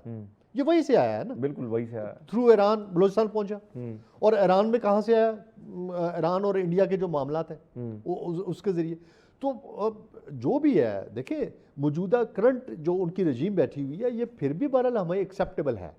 ریزن بینگ دنیا ان کو ٹھیک ہے کہتی رہے یہ اسلامسٹس ہیں، یہ ریلیجیس ہیں، یہ ملا ہیں، یہ پتہ نہیں کیا کچھ ہیں، بٹ ایسا نہیں ہے۔ پاکستان کے لیے ہمیں وہ والا بندہ جو اسرائیل میں بیٹھا ہوا ہے اور جس کو اسرائیل نے لانچ کرنا تھا، اور جو کہہ رہا ہے کہ ایرانیوں سیویلین کا خون جو ہے درست طریقے سے ہو رہا ہے، تو آپ مجھے بتائیے وہ اگر یہاں پہ آگے بیٹھ جاتا اس نے تو موساد کو لے آنا تھا، اس نے تو موساد کو لے آنا تھا۔ ٹھیک ہے، گفتگو بڑے مزے کی رہی اور بڑی اچھی رہی۔ جاتے جاتے میں چاہتا ہوں کہ کوئی اچھا سا پیغام دیکھنے والوں کو آپ دیں۔ دیکھیں بڑی امپورٹنٹ بات ہے کہ جنگ جو ہے نا وہ تو اس وقت لڑی جا رہی ہے ایران میں، لیکن اس کے دھماکے ہمارے یہاں بھی ہو رہے ہیں، اور وہ دھماکے ہیں مہنگائی کے، اور ہمیں یہ دیکھنا ہے کہ کہیں ایسا نہ ہو کہ ہم معاشی طور پہ اتنے زیادہ پس جائیں کہ ہم اپنے لوگوں کو جو ہے ان کے لیے مسائل کا باعث بن جائے. سو جو گورنمنٹ ہے, گورنمنٹ کے اوپر ابھی ذمہ داری آ رہی ہے کہ ان کو اپنے لوگوں کو ریلیف دینا ہے. یہ نہ ہو کہ یہاں کے یعنی عوام کو ریلیف دینا ہوگا تاکہ جو اس وقت جو صورتحال ہے یہ تھوڑی سی زیادہ حاوی ہو, سب پہ حاوی ہو. بہرحال ہم لیتے ہیں ایک چھوٹا سا بریک, ہمارے ساتھ رہیے. اب ایک ناظرین پروگرام میں ایک بار پھر خوش آمدید کہتے ہیں, اور ساتھ ساتھ آپ کو بتاتے چلیں کیونکہ ہماری کوشش ہوتی ہے کہ بھئی مختلف ایسے ٹاپک, وہ ٹاپک جس پر آپ کی بھی نظر ہوتی ہے, ہماری بھی ہوتی ہے, اور ہماری کوشش ہوتی ہے کہ ایسے گیسٹ کو بھی لایا جائے جن کے ساتھ بیٹھ کے یعنی ان کے تجربے سے بھی بہت کچھ سیکھا جائے. تو ہمارے ساتھ بڑی خوبصورت مہمان موجود ہیں, جرنلسٹ ہیں, مختلف پلیٹ فارم پہ بڑا ایکٹیولی اپنا خود پارٹیسپیٹ کرتی ہیں, بڑی اچھی دوست ہیں ہماری. سو میں چاہتا ہوں کہ آج ان سے پوچھیں گے کیا کرتی ہیں, کیا نام ہے ان کا, بلکہ خود تعارف کرائیں کیونکہ اینکر ہے خود, تو بڑا مزہ آئے گا. بھائی آپ انٹروڈیوس خود کرائیں اپنے آپ کو, کیسی ہیں آپ؟ ٹھیک ہے گڑی؟ I am good, thank you. لیکن آپ نے مجھے کنفیوز کر دیا for the very first time in my life کہ اپنے آپ کو خود انٹروڈیوس کرائیں. میرا نام ماہنور ہے اور میں براڈ کاسٹ جرنلسٹ ہوں. ریڈیو, ٹیلی ویژن اور ڈیجیٹل پلیٹ فارم سے منسلک رہی ہوں, نیشنل انٹرنیشنل بہت میڈیا پہ. میں نے اس لیے کہا کیونکہ ایک اینکر بیٹھا ہوتا ہے, دوسرا اینکر آ جائے تو ہم کہتے ہیں یار اینکر کو بھی چانس موقع دیتے, کیونکہ اندر بولنے کی جو وہ ہوتی ہے نا کہ بھائی میرے اندر جہاں میں بیٹھوں اور اینکر بیٹھے تو ہم کہتے ہیں بھائی میں زیادہ بولوں. کڑیے میں ایک چیز دیکھتا ہوں آپ کو, آپ کے رپورٹس کو, مختلف چیزوں پر. سب سے پہلے تو صحافت کی اس دنیا میں قدم رکھنا جو ہوتا ہے, خاص کر خواتین کے حوالے سے ذمہ داریاں تو بہت ہوتی ہیں, اور ہم ذمہ داریوں کی کویشچن بھی آپ سے کریں گے, سوالات بھی بہت ہیں. خواتین کے لیے اس فیلڈ کو آپ کیسے سمجھتی ہیں؟ عموماً ہم نے معذرت کے ساتھ یہ لفظ جو میں استعمال کرتا ہوں, کئی لوگ سمجھتے ہیں کہ شاید مانور یہ جو ہے انڈسٹری, فلم انڈسٹری کی طرح کہیں ہے. آپ سے بھی پوچھیں گے, مجھ سے بھی لوگ سوال کرتے ہیں. میں کہتا ہوں ایسا نہیں ہے بھیا. آپ ایز اے فیمیل آپ رپورٹنگ کرتی ہیں, آپ شوز میں آتی ہیں, تو میں چاہتا ہوں کہ وہ لڑکیاں جو آپ کو دیکھ رہی ہیں, وہ فیملی ہے جو اس وقت ٹی وی کی اسکرین پر سن رہی ہیں آپ کو, تو کیا واقعی ایسا ہی ہے؟ ایکچوئل ایشو یہ ہے کہ سمجھا یہ جاتا ہے جو اسکرین پہ آ رہا ہے نا, تو وہ پتہ نہیں کیا کیا کچھ ہو رہا ہوگا, اور وہ جو ہم نے موویز دیکھی ہیں کہ پارٹیز ہو رہی ہیں اور اس کے بعد جو آ رہے ہیں اور پتہ نہیں کیا کیا چیزیں منسلک ہیں ان چیزوں سے, چاہے وہ فلم انڈسٹری ہو, چاہے ڈرامہ انڈسٹری ہو, چاہے نیوز انڈسٹری ہو. جی, اگر آپ صحیح طریقے سے چلنا چاہتے ہیں تو آپ چل رہے ہیں, آپ کو کوئی فورس نہیں کر رہا. اسی طرح ہو رہا ہے, آپ میڈیکل میں دیکھ رہے ہیں, انجینئرنگ میں دیکھ رہے ہیں, جیسے ہر کسی کی اپنی جاب ہے. جو لوگ ابھی 9 to 5 کی جاب کریں, ہماری بھی جاب ایسی ہے. تھوڑا سا ڈفرینس یہ ہے کہ ہماری 9 to 5 کی نہیں ہے, وی آر 24 hours آن کال. ہمیں کبھی بھی خبر جو ہے کے لیے گھر سے باہر جانا پڑ سکتا ہے. ہماری تھوڑی سی ذرا زیادہ چیلنجنگ ہے. ہماری آفس میں بیٹھنے والی جاب نہیں ہے, ہم نے فیلڈ میں جانا ہے, ہمارے چیلنجز ہو رہے ہیں. جب آپ باہر جا کے ایک مزدور جس طرح ریڈی لگا رہا ہے تو اسے بہت سی چیزوں کو فیس کرنا پڑتا ہے, تو ہمیں بھی فیس کرنا پڑتا ہے. اور بینگ اے فیمیل جیسے آپ باہر نکل رہی ہیں اور you are doing a public dealing, تو وہ تھوڑی سی ذرا زیادہ ٹف ہوتی ہے. But with the passage of time realise ہو جاتا ہے آپ کو کہ how to tackle the things. لیکن جو لوگ اس کو کنسیڈر کر رہے ہیں ایسا بالکل بھی نہیں ہے جب تک ہم خود اس فیلڈ میں نہیں آتے.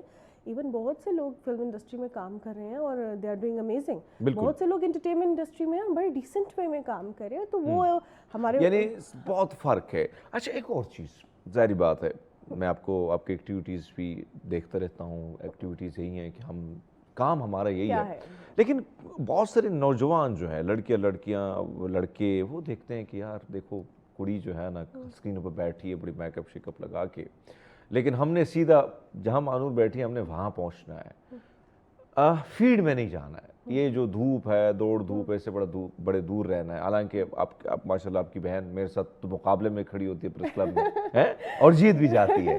ہاں, سو اس کو بھی میں دیکھتا ہوں ویری ٹف ٹائم دیتی ہے. مختلف جگہوں میں رپورٹس اس کی بڑے مزے کی ہوتی ہے, ایل او سی بھی پہنچ جاتی ہے, آپ بھی پہنچ جاتی ہے. اب مجھے یہ بتائیں کہ کیا یعنی آپ یونیورسٹی سے نکلے تو سیدھا اینکر, کیا یہ اتنا آسانی سے بندہ بن جاتا ہے؟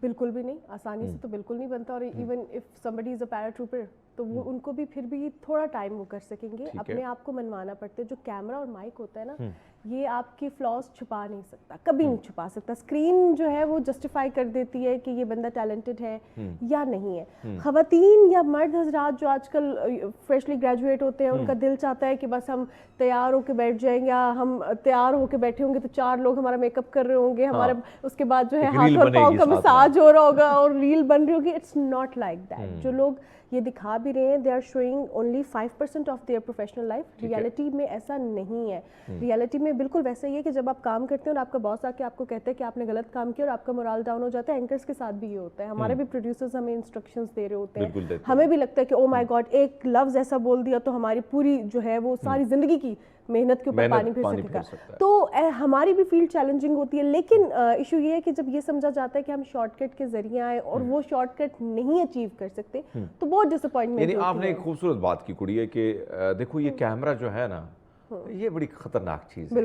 बेशक आप ऊपर से आ जाएं, आप कहीं और से सिफारिश लगा के आ जाएं, लेकिन जब कैमरे के सामने आ जाते हैं वो आपकी हकीकत सामने आ जाती है। एक चीज़ मैं जो ये बात यानी टॉपिक वसी टॉपिक है, आपको बुलाने का मकसद ये है कि जो हमारे नौजवान हैं जो इस फील्ड में आना चाहते हैं और मुश्किलात जो आपने देखी मैं देखता हूँ अभी भी देख रहे हैं, ऐसा नहीं है कि अब एंकर बन गए तो बस ठीक हो गया, अभी भी कई मसाइल प्रोड्यूसरों के साथ भी होते हैं, फील्ड में भी लोगों के साथ होते हैं, चैनल में भी चीज़ें चलती हैं, बाहर भी चलती हैं। सो मुश्किलात तो कम नहीं होती ज़िंदगी में।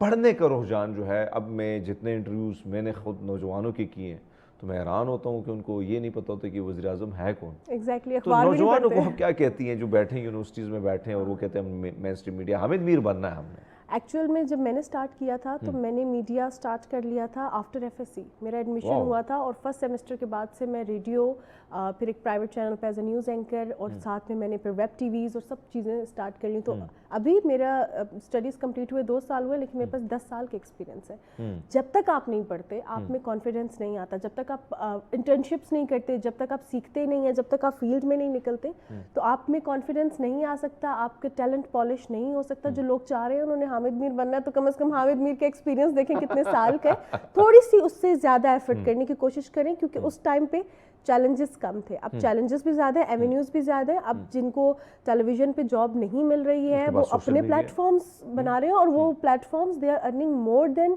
The main stream channels. तो वो ऐसी चीज़ें हैं कि अब चैलेंजेस ज़्यादा हो गए, यानी चैलेंजेस बहुत ज़्यादा हैं और उस चैलेंजेस पे भी बात करेंगे, लेकिन एक लेता है छोटे से ब्रेक, हमारे साथ रहिएगा। वेलकम बैक नाज़िपुरा में एक बार फिर आपको खुशामदीद कहते हैं। मानूर हमारे साथ हैं। मानूर ने काफ़ी टाइम काम किया, मुख्तलिफ मॉर्निंग शो होस्ट किए, करंट अफेयर होस्ट की हैं, रिपोर्टिंग वगैरह जिस तरह में बात करें, लेकिन इनको रिपोर्टिंग में ज़ाहिर बात है ख़वातीन को बड़ी मुश्किलात होती हैं। मानूर आपने देखा होता है कि हमारी जो नौजवान लड़कियां आती हैं और फिर रिपोर्टिंग की तरफ आती है, बहुत सारी ऐसी लड़कियां हैं, जिस तरह मैंने आपकी बहन की बात की, आपकी बात की, दीगर मेरे साथ बहुत सारी मेरी कुलीग्स हैं जो हमने शुरुआत की और एक साथ शुरुआत करके हम जो है आगे की तरफ बढ़े।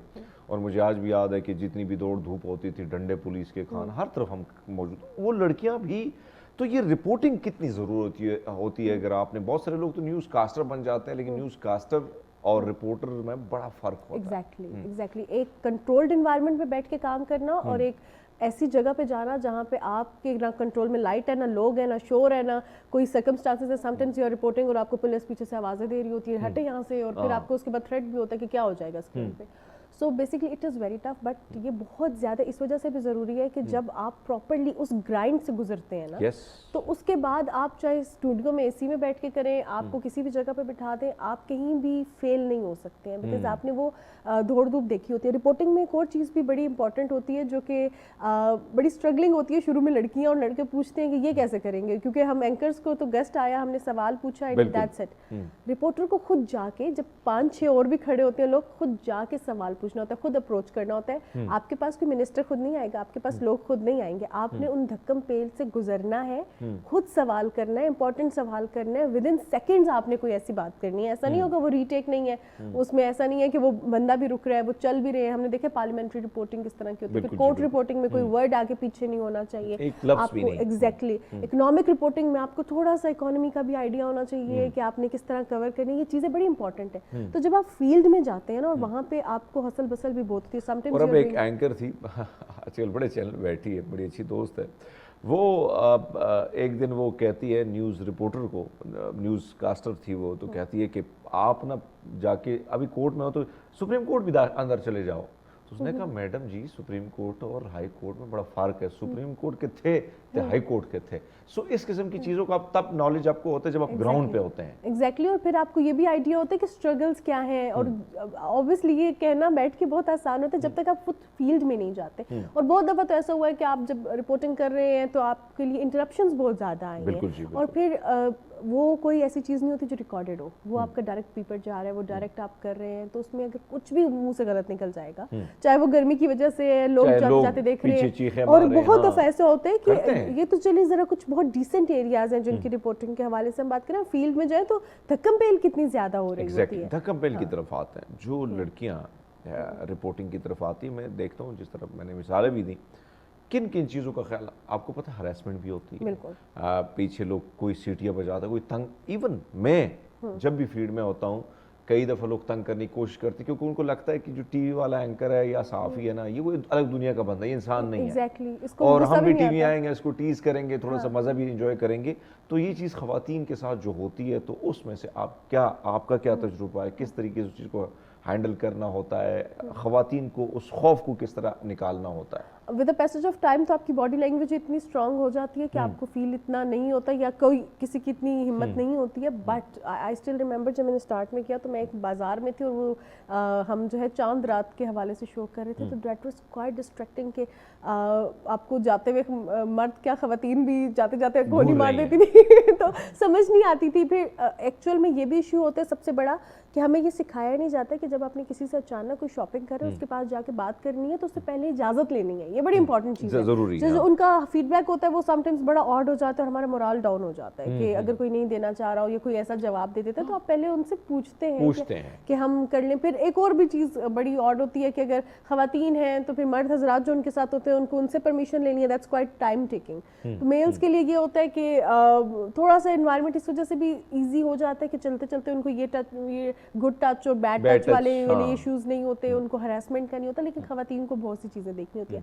پھر وائی رپورٹنگ آپ نے یہ بھی دیکھنا ہوتا ہے فیلڈ میں کہ ہمارا ذرا تھوڑا تنگ نظر بھی معاشرہ ہے, تو ہمیں کپڑوں کے حوالے سے بھی ہم نے وہ کپڑے نہیں پہننے جس میں ہم ایزی ہیں, ہم نے وہ پہننے ہیں جس میں سارے لوگ ایزی ہیں اور ہمیں کچھ نہ کہیں, ہمیں کچھ نہ کہیں. پھر ہم نے ہر چیز میں یہ دیکھنا ہے کہ اگر ہم تھوڑا سا تیار ہو کے بھی آپ اگر بازار میں کھڑے ہو جائیں تو everybody started looking at you, تو وہ بڑا ایک عجیب سا ماحول ہوتا ہے. پھر آپ بات کر رہے ہیں, رپورٹنگ کر رہے ہیں, کوئی آپ کے آواز کس کے جا رہا ہے, کوئی آپ کو دیکھ رہا ہے, کوئی یہ جو نظریں, یہ جو باتیں ہوتی ہیں سم ٹائمز آپ کو بہت ہرٹ کرتی ہیں. اور پھر ہم نے دیکھا کہ کچھ رپورٹرز کا ریئیکشن ایسا بھی آیا کہ انہوں نے تھپڑ شپڑ بھی لگا دیے.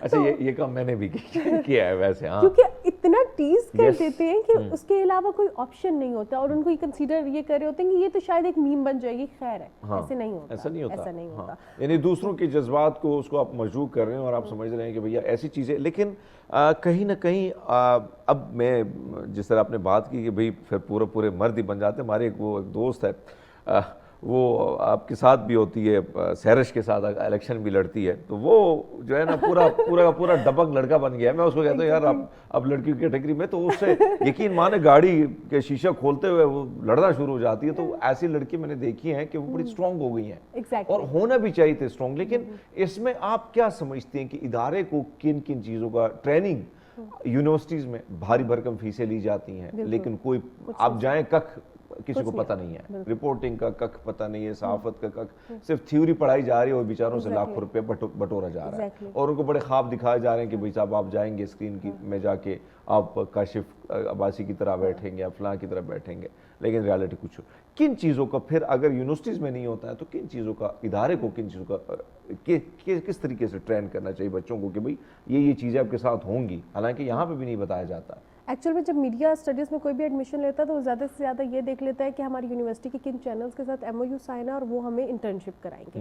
انٹرنشپ میں جب وہ بچے آتے ہیں تو وہ بڑے جو ہے وہ پیمپرڈ ہوتے ہیں, اور زیادہ سے زیادہ وہ فوٹو کاپی کر رہے ہوتے ہیں یا پروڈیوسر کے ساتھ کھڑے ہو کے دیکھ رہے ہوتے ہیں پینل پہ کیا ہو رہا ہے. رپورٹنگ تو دیٹس سم تھنگ ایلس, وہ تو اسٹارٹ میں سوچتے بھی نہیں ہے نا. پہلے تو وہ یہ دیکھ رہے ہوتے ہیں کہ ہم نے کس چینل میں انٹرنشپ کرنی ہے جو ہمارے گھر کے قریب ہو, تاکہ ہمیں ماما بابا ڈراپ کر دیں اور پک بھی کر لیں. تو وہ والی چیز reporting is something else. وہ تو ایک ایسی چیز کنسیڈر ہوتی ہے کہ باہر جانا اتنی گرمی میں کون جائے گا. یونیورسٹیز اس وجہ سے نہیں سکھاتی ہیں انفارچونیٹلی کیونکہ جو وہاں پہ پڑھانے والے ہیں انہوں نے بھی تو فیلڈ میں کام نہیں کیا, انہوں نے بھی تھیوری پڑھی, انہوں نے بھی ایم فل کیا, پی ایچ ڈی کی theoretically, and then they come to the field. اسی طرح جو ہوتے ہیں اداروں پہ بڑی ذمہ داری عائد ہے کہ وہ شروع ہی سے ٹریننگ کرائیں. ایڈیٹرز ایون جب آپ کو کوئی رپورٹر باہر جا رہا ہے اور کوئی ایسی چیز کور کر رہا ہے, ہم نے دیکھا کہ پاکستان میں بھی رپورٹرز کو بہت تھریٹس ہوئیں, بہت سی جانیں بھی گنوائیں ہم نے اسی وجہ سے, کیونکہ ہمارا اسٹرانگ سیٹ اپ نہیں تھا, ادارے اسٹرانگ نہیں تھے. ہمارے ایڈیٹرز نے یہ نہیں بتایا کہ کوئی ایسی اسٹوری کور کر رہے ہیں جب آپ کی اپنی لائف کو تھریٹ ہے تو ہمیں ان لوپ لیں, will provide you the security. کچھ بھی نہیں ہوا, نہ انہوں نے سیکورٹی پرووائڈ کی, نہ بتایا. کوئی کھڑا نہیں ہوتا آپ کے ساتھ مشکل وقت میں. اگر آپ دیکھیں, میں خود آپ کی وکٹم ہوں, اور مشکل وقت جب بھی آئے تو ادارے کہتے ہیں وہی سب ٹھیک ہے. ایون اداروں کے علاوہ آپ کے کلیگس کھڑے نہیں ہوتے کیونکہ ہر بندہ اپنی اپنی نوکری بچا رہا ہوتا ہے. تو ایسے ہی سچویشن ہے. اور اچھا, اس ایکسپیرینس سے نا آپ جب گزرتے ہیں, آپ کو, کیونکہ میں تو کافی دفعہ گزر گیا ہوں اور بہت ساری چیزیں میں دیکھ لی, تو بہت وہ لوگ جو آپ کے ساتھ صبح اٹھتے ہیں, چائے پیتے ہیں, وہ لوگ میسج تک نہیں کرتے کہ بھائی صاحب ٹھیک ہو جائے گا صاحب. یہ چیزیں آپ فیس کرتے ہیں, یعنی ان چیزوں کے لیے آپ کو مینٹلی تیار ہونا ہوتا ہے, بیکاز آپ سب کا گول ایک ہے, آپ سب نے ایک ہی گول اچیو کرنا ہے. تو وہاں پہ فرینڈشپ اور یہ ہمدردیاں اتنی ہوتی نہیں ہیں. اکثر ہم نے بہت سی ایکٹریسز کو کہتا ہے, سنا ہے نا کہ میڈیا میں میرا کوئی دوست نہیں ہے. تو یہ چیز سیم ہوتی ہے, جب آپ کا ایک گول ہے تو بڑا ٹف ہو جاتا ہے. اور پھر ہماری فیلڈ ایسی ہے جس میں بہت سی چیزیں انوالو ہیں. It's not about the job only, اس میں ہماری پالیٹکس انوالو ہے, ہمارے پولیٹیشینز انوالو ہیں, ہماری پولیٹیکل پارٹیز انوالو ہیں, ہماری ایفیلیشنز انوالو ہیں. تو اس میں تو آپ کا کبھی ہو ہی نہیں سکتا کہ اگر آپ ایک, یعنی سب چیزیں کہیں نہ کہیں انوالوڈ ہیں, اور وہ پھر اس کا نقصان بھی ہے, لیکن اس کے لیے آپ کو اسٹرانگ ہونا ہوگا. اور مختلف چیزیں جب آپ کے خلاف چلتی ہیں تو آپ مضبوط ہو ہی جاتے ہیں. اور آپ نے رپورٹنگ کے ساتھ ساتھ اینکرنگ بھی کی, نیوز کاسٹر بننا. میں بھی نیوز کاسٹر, پہلے رپورٹر تھا, پھر نیوز کاسٹر, پھر اینکر, پھر رپورٹر, اب بھی رپورٹر ہی ہوں. سو مجھے یہ بتائیں کہ کیا ایکسپیرینس وہاں, پہلے رپورٹنگ, پورے دھوپ میں کھڑا ہونا, رنگ کالا ہو جانا, لڑکیوں کو سب سے بڑی پرابلم ہوتی ہے رنگ میرا گورا, رنگ کالا ہی ہو گیا. سو وہاں سے نیوز کا ایکسپیرینس, پھر وہاں سے آپ کا morning shows, current affair shows, یہ ایکسپیرینس آپ کا کیسا؟ جو سارے ایکسپیرینسز تھے نا, ان کا مجھے پے بیک مارننگ شو میں ہوا, کیونکہ جب میں نے فیلڈ میں بھی کام کیا, نیوز اینکرنگ بھی کی, کیونکہ مارننگ شو میں بھی بریکنگ آ جاتی ہوتی تھی کبھی, تو آپ کو کرنا ہوتا تھا. پھر جو میں نے ڈفرینٹ ویب ٹی ویز کا انوائرمنٹ وہ بھی دیکھا, تو مجھے بڑا پے بیک ملا ہے اس کا مارننگ شو میں, کیونکہ مجھے بہت ایکسپیرینس مل گیا تھا تب تک. اور ہر جگہ کا آئل سے, کیونکہ اگر کوئی میڈیا پرسن مجھے دیکھ رہا ہے, ہر جگہ کا اپنا مزہ ہے. آپ رپورٹنگ بھی کر رہے ہیں, اٹس ریئلی ٹف, لیکن اگر آپ کسی رپورٹر کو کہیں کہ آپ نے بیٹھنا 9 to 5 جاب میں, وہ کبھی ڈیسک باؤنڈ جاب نہیں کرے گا, کیونکہ ایک مزہ ہے فیلڈ میں جانے کا. ہم اپنے کام کو بہت انجوائے کرتے ہیں, بہت انجوائے کرتے ہیں. اور وہ جب رات تک ہم نے کوئی نہ کوئی خبر لینی ہو, سارے جمع ہوئے ہوئے ہیں, پھر کیفیز میں بیٹھ کے ایک ساتھ گپ شپ لگانا, انتظار بھی کرنا خبر کا, یا بریک ہوئی ہوئی ہے تو دوبارہ وہ چیز یاد آتی ہے, وہ یاد بھی آتی ہے, اور اس کا مزہ بھی ہوتا ہے اپنا. اور اس کے علاوہ یہ بھی ہوتا ہے کہ آپ ہر چیز میں سے سیکھ رہے ہوتے ہیں. آپ ایک اینکر ہوتے ہوئے آپ کا رپورٹر والا ایٹیٹیوڈ نہیں ہو سکتا, آپ رپورٹر ہوتے ہیں اینکر والا ایٹیٹیوڈ نہیں ہو سکتا. آپ کو پتہ ہے ایک اینکر کو ایک اور انوائرمنٹ میں ہوتے ہیں, وہ ایک بولنے کا سٹائل ہی نہیں ہو سکتا, وہ ایک اینکر کا اس کا بڑا ڈفرینٹ سٹائل ہے. پھر جب آپ فیلڈ میں جاتے ہیں تو آپ کو ریئلائز ہوتا ہے کہ نہیں, میں ابھی ریسی والے اسٹوڈیو میں نہیں ہوں, مجھے تھوڑی سی جان لگانی ہے اور اپنی خبر میں خود وہ کچھ کرنا ہے, میرے پاس ریٹن پرنٹڈ فارم میں نہیں آئے گا. تو وہ ذرا ڈفرینٹ چیزیں ہوتی ہیں, اور ہر چیز میں آپ کا ایک ڈفرینٹ پروٹوکول ہوتا ہے, ڈفرینٹ ایٹیٹیوڈ ہوتا ہے, and the most important thing, ہر چیز کا اپنا مزہ ہے. اچھا, یہ بات تو آپ نے بالکل درست کی کہ ہر چیز کا اپنا ہی مزہ ہے. اب رپورٹر ہوتے ہوئے آپ نے ایک بات کی کہ بھئی مجھے اس سے مارننگ شو سے ایک فائدہ ملا. بیسیکلی ایک رپورٹر, اور پھر مارننگ شو میں بیٹھ کے ان ساری گراؤنڈ کی ان ساری چیزوں کو, آپ کو پتہ ہے کہ یہ رپورٹر وہاں کھڑا ہے, میں جو سوال کری ہوں اس سے یہ سوال ہو سکتا ہے. اس میں کتنی آسانی ہو جاتی ہے؟ بہت آسانی ہو جاتی ہے. آپ کو آئیڈیا ہو جاتا ہے کہ وہ کس سرکمسٹانسز میں ہے, وہ کس سچویشن میں کھڑا ہے. امپورٹنٹ یا بڑی ہارڈ کور بیٹس کو چھوڑ کے اگر آپ صرف ویدر کے حوالے سے رپورٹر سے بات کریں نا, تو پتہ چل جاتا ہے وہ کس موڈ میں کھڑا ہے اور کس سچویشن میں. اچھا, ویدر پہ بات ہو رہی ہے, میں اپنا بھی تھوڑا سا ایکسپیرینس شیئر کروں, لیکن ایک چھوٹا سا بریک لیتے ہیں, ہمارے ساتھ رہیے. ویلکم بیک راضی پور. ہم ایک بار پھر آپ کو خوش آمدید کہتے ہیں, اور گفتگو کا سلسلہ جاری, خاص کر رپورٹنگ کے حوالے سے وہ مسائل جو خواتین کو فیس کرنے ہوتے ہیں. ایز اے رپورٹر میں ایک بات کر رہا تھا کہ موسم کی بھی پر بات آئی, تو مانور میں ایک ایسا ہوا کہ مجھے کہا گیا کہ بھئی آپ نے بارش پہ بھی پر کرنا ہے, کیونکہ یہ جون جولائی کا مہینہ تھا, اور جون جولائی میں بارش کسی وقت شروع ہو جاتی تھی. اسلام آباد کا موسم بڑا پیارا تھا, تو میں جو ہماری ڈسک پہ بیٹھی خاتون تھی عائشہ, اس نے مجھے کہا کہ اپنے بی پر لے آنا ہے میرے لیے, ایز لائیو ہوتا تھا. اب میں چلا گیا 12 بجے, میں کیمرامین کو لے کے گیا ہوں, ایک چھت پہ اور وہ دھوپ خطرناک قسم کی, بیٹھے ہیں انتظار کر رہے ہیں. آپ کو پتہ ہے 4 بجے میں واپس آیا ہوں. Oh my God. تو وہ کہتی ہے کہ آپ کدھر تھے؟ تو میں نے کہا جی آپ نے بولا تھا کہ جب بارش ہو جائے تو آپ مجھے رپورٹ دے دینا. کہتی ہے آپ وہ جو گئے ہو وہاں 4 گھنٹے میں تو بھول گئی ہوں, میں تو سوچا بھاگ گئے ہو کہیں. تو یہ ڈیڈیکیشن ہونی چاہیے یس, یہ چیز ہونی چاہیے کہ آپ اپنے کام کے ساتھ اگر مخلص ہیں تب جا کے کہیں نہ کہیں آپ اپنی جگہ بنا لیتے ہیں. ایگزیکٹلی آپ نے جگہ بنائی تو اس کے لیے آپ نے وقت دیا, فیڈ کو ٹائم دیا, ٹف ٹائم زندگی میں آیا. اچھا کوئی ایک اور چیز, اسکرین کے لیے اب بہت سارے جو بچے ہیں, میں یعنی یہ کوشش ہماری ہوتی ہے کہ وہ نوجوان لڑکے لڑکیاں کہ ان کو سیکھیں. یہ تجربہ ہوتا ہے آپ جیسے لڑکیوں کا, پڑھنے کا رجحان بڑا کم ہو رہا ہے ہمارے ارد گرد یونیورسٹیز میں, اخباروں کو ہم نے چھوڑ دیا. مجھے یاد ہے کہ میرے ڈائریکٹر نیوز, اللہ تعالیٰ ان کی مغفرت کرے, فواد صاحب 10 اخباریں رکھتے تھے اور کہتے تھے اس کی پوری ہیڈ لائن, اس کی پورے آرٹیکل سے میں آپ کو کوشچن پوچھوں گا کہ فلان جگہ کیا چیز لکھی ہے. کتنا ضروری ہے کہ اگر آپ نے اس فیلڈ میں آنا ہے تو پڑھنا کتنا ضروری ہے, یہ تو پراپر بیس اپڈیٹڈ ہے, رہنا. یہ بیس ہے. اگر آپ پڑھیں گے نہیں تو نہ تو اگر آپ نے اینکر بننا ہے تو آپ ڈیلیوری آپ کی صحیح نہیں ہوگی, آپ کو ورڈز نہیں ہوں گے, وکیبلری نہیں ہوگی. اگر آپ نے رپورٹر بننا ہے تو آپ کو ریٹن ایکسپریشن نہیں آئے گا. تو پڑھنا اتنا زیادہ ضروری ہے. اگر آپ اس کا کوئی آلٹرنیٹ دیکھ لیں نا کہ آج کل ریلز کے تھرو ہم انفارمیشن لے لیں گے, یا ٹک ٹاک میں بھی آج کل انٹرنیشنل میڈیا نے اپنے بنائے ہوئے شارٹ آپ کو ایکسپلینرز بتا دیتے ہیں کہ کیا ہو رہا ہے. اسٹل پڑھنا ضروری ہے. نہ آپ اگر آپ کی ریڈنگ اسکلز اچھی نہیں ہوں گی, آپ کو نہیں پتا ہوگا, تو آپ لکھ بھی اچھا نہیں سکیں گے, آپ بول اچھا نہیں سکیں گے. آپ کو مین جو اس کی بیک گراؤنڈ ہے نا, خبر کے نیچے تھوڑا بیک گراؤنڈ بھی لکھا ہوتا ہے, وہ نہیں سمجھ آئے گا. وہ آپ کو ایک 30 سیکنڈ کے یا 59 سیکنڈ کے ایکسپلینر میں نہیں بتایا جاتا. وہ آپ جب تک پڑھتے نہیں. اور پھر اوپینین پڑھنا, اوپینین آرٹیکلز پڑھنا, ایڈیٹوریل پڑھنا, یہ اتنا زیادہ ضروری ہے کہ خبر تو آپ نے پڑھ لی, لیکن اس کے اوپر اسکول آف تھاٹس کون کون سے ہیں یہ جاننا بہت ضروری ہے. جب تک آپ وہ جانیں گے نہیں تو وہ ایک ہم بچپن میں بات سنتے تھے, ذہن کھلتا ہے, وہ ذہن ہی نہیں کھلے گا آپ کا. آپ بینگ اے رپورٹر سمجھیں گے ہی نہیں, کیونکہ رپورٹنگ کا مین جو ایک کرکس ہے نا وہ یہ ہے کہ آپ نے ہر اینگل کور کرنا. یعنی ہر اینگل. ایک اور چیز جو میں دیکھ رہا ہوں, بہت سارے لوگ ہم سے سوال کرتے ہیں کہ آپ اتنے زیادہ بولتے کیسے ہیں. آپ سے میں جاننا جتنا بولنے کے لیے کیا ہوتا ہے, وہی میٹیریل جو آپ جس پہ بات کر رہی ہیں.